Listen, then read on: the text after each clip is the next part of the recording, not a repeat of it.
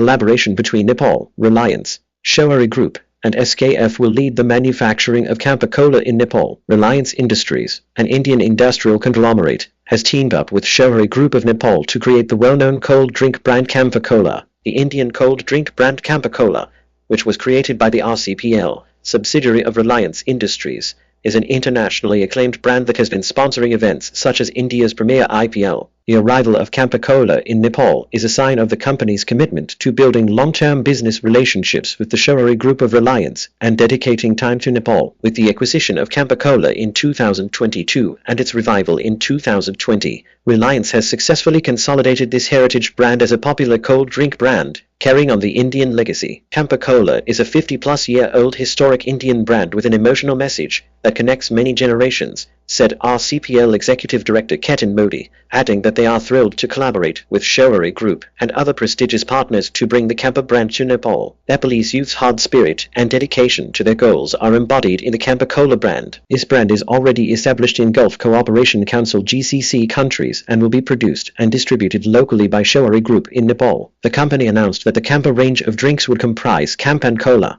Campamo, Lemon, Kaula, and Energy Gold Booster Campangene Kicks. The carbonated soda bottle CSD had a consumer price of Rs30 at the time of sampling, while the 250 ml Energy Berry Kick was expected to bring a new brand to the Nepalese market with ice cubes, vibrant packaging, taste buds and energy drink. Campa Cola's partnership with Reliance, which will be launched in Nepal soon, is a great honor for Shewari Group and the entire country, as stated by Nirvana Chaudhary, our managing director. This partnership will allow Nepali consumers to experience the taste of quality and historic beverages once again. By letter, 9 local authorities instructed the Kanchanpur administration to demolish the barracks by Deck 9, urging the demolition. Following the death of Kamala Damai from Snakes of Krishnapur Municipality, Kanchanpur, the district administration office has urged all local authorities to carry out a campaign to demolish the camp. Kamala Damai's death due to snakebite on Saturday night has prompted Chief District Officer Lakshman Dakal to launch a special campaign in Kanchanpur, where 7 municipalities and 2 villages have signed dozens of letters calling on the government to end this practice of community rootedness. The letter emphasized the need for special measures to prevent the widespread wrongdoing, which has been historically common, from causing women to sleep in barns during their menstrual cycle and eventually leading to the tragic death of another woman. The administration has requested the Bimdat, Dudharachan Vegat, Chakafantha, Krishnapur, Rehabilitation, Bilori municipalities and Beldandi and Lalsadi villages to commence demolishing the hut with immediate effect. Protests against the People's Education Act, with demonstrations and 9 people being arrested in protest. The NAACP, the nearest student organization, and the All Nepal National Independent Students Union ANU have protested against the People's Education Act. During the protest, police detained 9 leaders, including the deputy leader, while the president, Virendra Shah, issued a statement demanding the release of the arrested leader. Accusations have been made against revolutionaries for disrupting student demonstrations at the Mighty Gar in Kathmandu as part of a nationwide protest movement.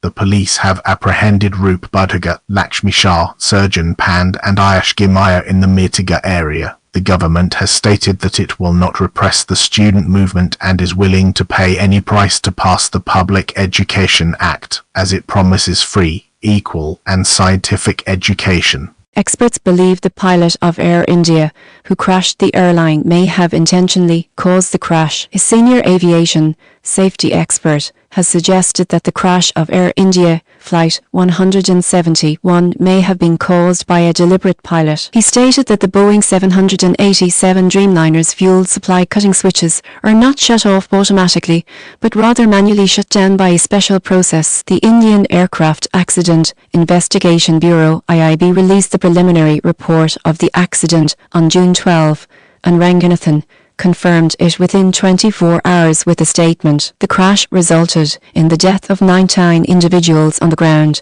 including 241 people, while one of the passengers survived. According to the ARIB report, the ship's fuel control switches were modified from running to cut off within 1 second. These switches are located in the middle of the cockpit and secured by a guard rail. They do not shut down automatically due to supply failure, vibration, or software errors. Cockpit audio revealed that one pilot responded to a question, "Why did you leave?" while another said, "I didn't." He stated that during takeoff, the pilot Clive Singer was holding the control with both hands, while the pilot monitor Captain Sumit Sivarwal had the hands unoccupied. If the switch is moved, only the monitor can handle it, as per the pilot's instructions. According to Ranganathan, Air India pilots who were on medical leave at the time of the accident have reported health concerns from some air traffic controllers. Despite the ARIB reports indicating that both pilots have medical certificates, Ranganathan stressed the importance of investigating the mental health and conditions of the last few months. Ranganathan also noted previous plane crashes involving pilots,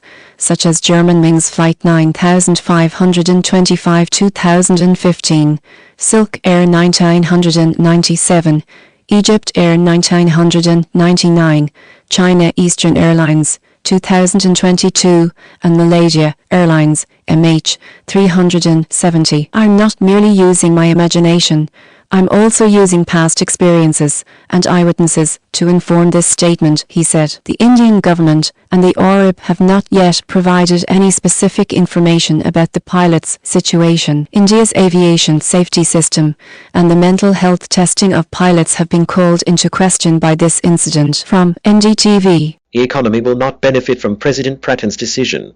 This year, the economy is set to fail. Rajya Sabharani, in a special address to Parliament, the leader of the main opposition party, NCP chairman, and former Prime Minister Pushkar Dahal Prachand, accused the current government of doing nothing remarkable except for applauding the previous government's plans. Pratin noted that the scarcity of employment options has caused a rise in the number of individuals leaving home to search for work, leading to an increase in remittances sent overseas. He accused the government of depleting resources, presenting evidence such as lack of loan flows despite the interest rate decline, an oversupply of Rs 67 crore in banks, and warned against capital flight due to policies that discourage savings, invest in poorly counted areas, or create economic instability. The government's failure to prioritize housing and share business will result in neglect of productive sector, job creation, and sustainable development sectors, which he said will not lead to the establishment of a national economy. He cited the Karapo Cricket Stadium as an example, where my government had already committed to connecting the floodlights in a contract. However, the new government made it reprehensible and stated that it would be completed in 300 days. The government's National Pride event was also criticized for not being prioritized by Pratin. He noted that the progress of most projects from the Sankushin Marine diversion to the Mahakali corridor is weak, with some projects reaching 10% or less. He pointed out that the current government's lack of planning,